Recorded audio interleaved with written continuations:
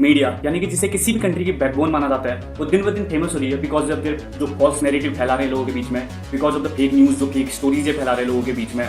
और इनका एक मेन एजेंडा है लोगों को लड़ाना, या तो on the basis of caste, on the basis of religion. ये जो चाल चलन है दिन ब दिन बहुत बढ़ते जा रहा है। अगर हम बात करें इंडियन मीडिया की, Indian media one of the most corrupted side बनते जा रहे हैं दिन ब दिन। ऐसा मैं नहीं बोलता हूँ, ऐसा डिफरेंट ऑर्गेनाइजेशन बोलती है, ऐसा डिफरेंट लोग बोलते हैं। और क्यों ना बोले, क्योंकि इनकी न्यूज़ जो होती है हमेशा ऑन द पॉलिटिक्स होती है, या तो इनके रिलीजन्स के बीच होती है, जो लोगों को काइंड ऑफ एक ऐसी भावना देती है जिससे एक दूसरे से लड़े। और इनकी न्यूज़ के कोई हाथ पैर नहीं होते। वो तो सोशल मीडिया के आ जाने से चीज़ें थोड़ी क्लियर हुई अभी, वरना तो मीडिया लोगों का बढ़िया चूतिया काट देती है, ये लोगों को बढ़िया करके बेवकूफ़ समझती थी, कुछ भी दो चाय बना देती है। और इंडियन मीडिया इस टाइप की है, यहाँ लोगों के पास एजुकेशन है बट काइंड ऑफ सेंस नहीं है, इनके पास कोई वो नहीं है काइंड ऑफ नॉलेज कि अगर कोई न्यूज़ दिखाई जा रही है उसको वेरीफाई कर दी जाए, जैसा न्यूज़ मीडिया ने दिखा दिया ये मान लेते हैं। और इसमें काइंड ऑफ लोगों की गलती नहीं है, बिकॉज ये न्यूज़ मीडिया का काम है कि वो एक करेक्ट इन्फॉर्मेशन दे लोगों को। ये जो जर्नलिस्ट बोलते हैं अपने आप को, जो लोग खुद को अपने आप को जर्नलिस्ट बोलते हैं, ये कुछ पैसों के लिए पीआर एजेंट बन के बैठे हैं कुछ पॉलिटिकल पार्टीज के। आप कभी भी न्यूज़ चैनल उठा के देख लेना, इनके जो टॉपिक्स होते हैं ऑन द बेसिस ऑफ हमें इस साल किया पॉलिटिक्स चल रही होगी, कभी हमारी कंट्री में एजुकेशन के बारे में बात नहीं थी, हमारी कंट्री में कभी इकोनॉमिक्स के बारे में बात नहीं थी। ये सब मैं आपको बताऊंगा स्टैटिकल डेटा में, और वीडियो को कंप्लीट जरूर देखना।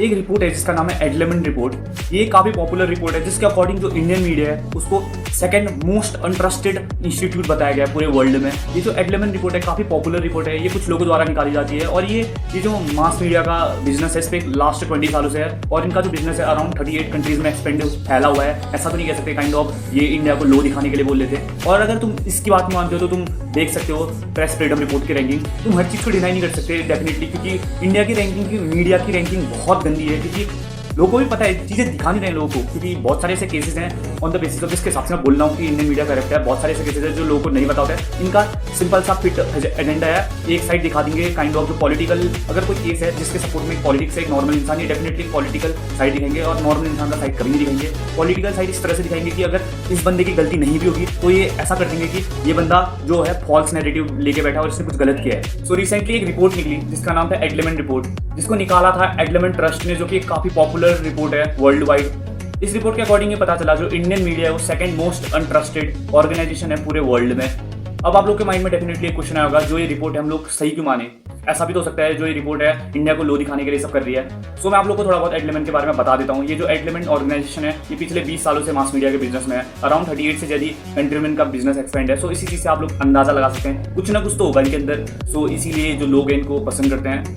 उसके अलावा इस चीज़ से एक चीज़ और क्लियर हो गई थी, जो इस रिपोर्ट, इस सर्वे के अकॉर्डिंग ये पता चला पूरे वर्ल्ड वाइड में अराउंड मतलब मेजोरिटी ऑफ जो पीपल हैं वो अनहैप्पी हैं बिकॉज ऑफ देयर मीडिया, क्योंकि उनको यही प्रॉब्लम है, जो मीडिया है वो रियल चीज़ दिखा नहीं रहा है, बहुत सारी चीज़ें छुपाता है, और जो चीज़ें दिखाता है काइंड ऑफ वन साइडेड होती है, काइंड ऑफ मैनिपुलेटिव होती है, लोगों को जो भड़काने का काम करती है। और क्यों ना हो, इंडिया की तो हम बात करें डेफिनेटली, जब इन मीडिया के पास इतना टाइम है कि ये सीमा हैदर का केस दिखा सकते हैं और मणिपुर का केस छुपा सकते हैं, तो हम क्यों ना माने कि ये सब रियल है।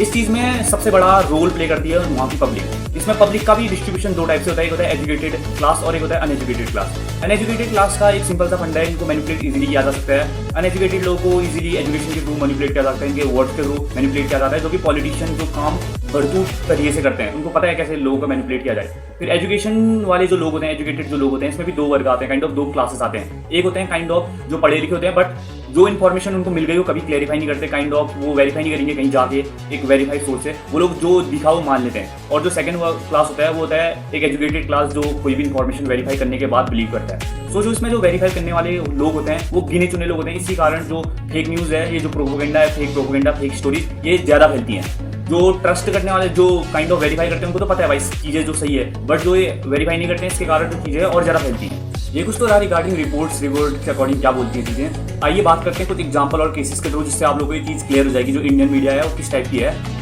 सबसे पहले हम बात करेंगे डिमोनेटाइजेशन का। ज़्यादा ब्रीफ नहीं बताऊंगा बट आप लोगों को समरी टाइप की बता दूंगा, समझना आ जाएगा। डिमोनेटाइजेशन एक ऐसी स्कीम थी जो 2016 में स्टार्ट हुई थी। इसका मेन जो रोल था वो था हमारी कंट्री से करप्शन कम करना, जो ब्लैक मनी है उसको हटाना। बट आप लोगों को बता देता हूँ ये जो स्कीम थी कंप्लीटली फेल हो गई थी, बट कुछ पॉलिटिशियनों ने इसको इस तरह से दिखाया कि ये ऐसी लगी कि ये जो कंप्लीटली सक्सेसफुल हो गई। इसका मेन काम था वो था करप्शन वाला मनी कम करना। बट आप लोगों को एक डेटा बताता हूँ, जिस टाइम में ये नोटबंदी हुई थी अराउंड 98% जो कैश था वो बैंकों में जमा किया गया, बट जब विड्रॉल की बात आई 99% कैश निकाला गया। आई डोंट नो कैसे, जितना पैसा लाइक मैं आप लोगों को 100 रुपये दे रहा हूँ, आप लोग मेरे को 101 रुपये दे रहे हो विदाउट अ रीजन, ये इस टाइप का था। 100 रुपये डालने के बाद 101 रुपये निकाले, इस टाइप का केस हो गया था ये। उसके अलावा जब लोगों को थोड़ा बहुत क्लियर हो गया था कि ये डिमोनेटाइजेशन फैल गई, ये कुछ है करके डेटा, तो पॉलिटिशियनों ने एक एजेंडा स्टार्ट कर दिया। उनका मेन जो रोल था कि डिजिटल पेमेंट को बढ़ावा देना। मैं मानता हूँ डिजिटल पेमेंट उस टाइम पे बढ़ी थी, 10% की ग्रोथ हुई थी उस टाइम, बट एक साल के ड्यूरेशन के बाद उसमें डाउनफॉल आ गया था। ये सब आप एक वीडियो है ध्रुव राठी की, उससे आप लोग कंप्लीटली जान सकते हैं। मैंने उसी में से उठाया डेटा और कुछ मैंने खुद भी वेरीफाई किया जो कि सही इन्फॉर्मेशन थी। उसके बाद जो सेकंड केस है मैं आप लोगों को बताता हूँ, सुधीर चौधरी जिनका शो आता था, आप लोगों ने देखा होगा, उन्होंने एक बार मोदी जी का इंटरव्यू दिया था। हमारी इंडियन मीडिया कभी क्रॉस क्वेश्चनिंग करती नहीं है। एक टॉपिक आया था एम्प्लॉयमेंट का, उसी बीच मोदी जी का रिप्लाई सुनते तो मेरे कान फट गए थे। उन्होंने कहा था अगर आपकी स्टूडियो में कोई बाहर समोसे या पकौड़े बेच रहा है, 200 रुपये कमा के ले जा रहा है घर, सो ये भी एक रोजगार है। सो मेरे समझ में नहीं आता है काइंड ऑफ कैसा रोजगार है, मतलब वो कहना क्या चाहते हैं। अगर हर कोई पकौड़ा बेचे काइंड ऑफ वो एम्प्लॉय है, वो किसी जॉब में है या एम्प्लॉयमेंट रेट अच्छा है? मेरे हिसाब से तो नहीं। आप लोग को क्या लगता है कमेंट सेक्शन में जरूर बताना। इतना चूतिया तो खैर कोई है नहीं जो समोसे और पकौड़े बेचता है उसको रोजगार बोलेगा। उसके अलावा जो हमारा थर्ड केस है, थर्ड केस तो रिसेंट है, आप लोग देख सकते हैं, सीमा हैदर और मणिपुर। सीमा हैदर और मणिपुर में आप लोगों को क्या लगता है कौन सा बड़ा केस है? डेफिनेटली जो मणिपुर का केस है उसको छुपाया गया, उतनी ब्रूटल चीज हुई थी वहाँ, उसको छुपाया गया। बट जो सीमा हैदर जो इलॉजिकल केस था, पता नहीं मीडिया क्या देखना चाहती है, हाइप के पीछे भाग भाग कर इन लोगों ने सीमा हैदर को इतनी हाइप दे दी कि काइंड ऑफ उसको एक मीडिया स्टार बना दिया। ये तो चलो छोटी मोटी केस है, हटाओ। चौथा जो टॉपिक है मेरे समझ में नहीं आता, राहुल गांधी का रिसेंटली पार्लियामेंट में जाना और वहाँ काइंड ऑफ पता नहीं है वो थैंक्स वाला, मुझे पता नहीं है रियल है या नहीं है भी, तो इवन दो मुझे लगता नहीं है कि वो कोई नेशनल टीवी में दिखाने वाला टॉपिक है या मीडिया को ऐसा टॉपिक है जो मीडिया कवर करना चाहिए। मीडिया का भाई मेरे हिसाब से तो फिक्स माइंडसेट है। जब से बीजेपी गवर्नमेंट आई उनको बीजेपी को हाई दिखाना और कांग्रेस को लो। मैं नहीं कहता बीजेपी ने वर्क नहीं किया है हमारी कंट्री में, मैं खुद कहता हूँ बीजेपी ने वर्क किया है कंपेयर टू कांग्रेस, बट इसका मतलब ये नहीं होता कि मीडिया का काम ये नहीं होता कि सब चीजें छुपा दो। I know BJP government better than है कांग्रेस गवर्नमेंट, बट इसका मतलब नहीं होता कि तुम बीजेपी को काइंड ऑफ सती सावित्री दिखा दो। सीधी सी बात है भाई, कंट्री का मीडिया का काम है जो चीज़ गलत होगी उसको दिखाना, जो चीज़ सही होगी उसको दिखाना। बट इनका आई डोंट नो क्या चलता है। ये कुछ केसेस थे, उसके अलावा बहुत सारे केसेस है भाई, तुम लोग देख सकते हो। गौतम अडानी वाला केस भी था, गौतम अडानी ने उतना बड़ा स्कैम किया था बट मीडिया ने उसको एक बार एक्सपोज नहीं किया, काइंड ऑफ हल्का फुल्का दिखाया होगा बट एक साइड पकड़ के कभी नहीं दिखाया कि उसने ये किया। ये काइंड ऑफ कॉन्फ्लिक्टिंग रहा, 1-2 दिन दिखाया बट उसके बाद उन लोगों ने एक क्लियर कट न्यूज़ नहीं दी इन्फॉर्मेशन। तो आप लोग अपने हिसाब से देख लेना। अब हम बात करते हैं डिबेट्स के बारे में। इंडियन डिबेट्स के नाम पे आप लोगों को छुट्टियां बना रहे हैं, मैं आप लोगों को सीधे बता दे रहा हूँ, स्टैटिकल डेटा दे देता हूँ, खाली बात इधर उधर नहीं घुमाता हूँ, वीडियो बहुत लंबी हो जाएगी। 2022 में एक रोहित वर्मा नाम का पर्सन था जिसने 2022 की जो सारी डिबेट्स थी 4 चैनल की, इंडियन हिंदी नेशनल चैनल्स की, उनको एनालाइज किया। उसको एनालाइज करने के बाद एक चीज़ काफ़ी शॉकिंग आई, उस ईयर में 202 से ज़्यादा डिबेट्स हुई थी, जिसके जो टॉपिक्स थे आप लोग सुन के हैरान हो जाओगे। वो जो टॉपिक्स थे काइंड ऑफ जिनका कोई लॉजिक ही नहीं बनता है, ऐसे टॉपिक्स पे डिबेट हुई थी। सो मैं आप लोग को बताता हूँ। उसमें से जो 79 है, 70 के बीच में जो डिबेट थी वो थी इंडिया वर्सेस पाकिस्तान, को ऐसे टॉपिक पे करवा दो डिबेट। उसके अलावा सेकंड जो टॉपिक था 69 डिबेट्स हुई थी इस चीज़ पे, वो था बीजेपी वर्सेस कांग्रेस, अपोजिशन को कुछ बोलना या कुछ बोलना, ये सब 69 डिबेट्स थी। उसके अलावा 36 डिबेट्स ऐसी हुई थी जिसमें बीजेपी को प्रेस किया था, काइंड ऑफ बीजेपी को काम को अच्छा दिखाया था, बीजेपी को अप्रिशिएट किया था। उसके अलावा 3 डिबेट्स हुई थी हमारी चंद्रयान के ऊपर। उसके अलावा आप लोगों को एक डिबेट नहीं दिखेगी ऑन द एम्प्लॉयमेंट वाले टॉपिक पे, ना हेल्थ केयर पे, ना इंफ्रास्ट्रक्चर पे, ना एडमिनिस्ट्रेशन के ऊपर, ना ही पॉवर्टी के ऊपर। बहुत सारे ऐसे टॉपिक है उन्होंने अवॉइड कर दिया।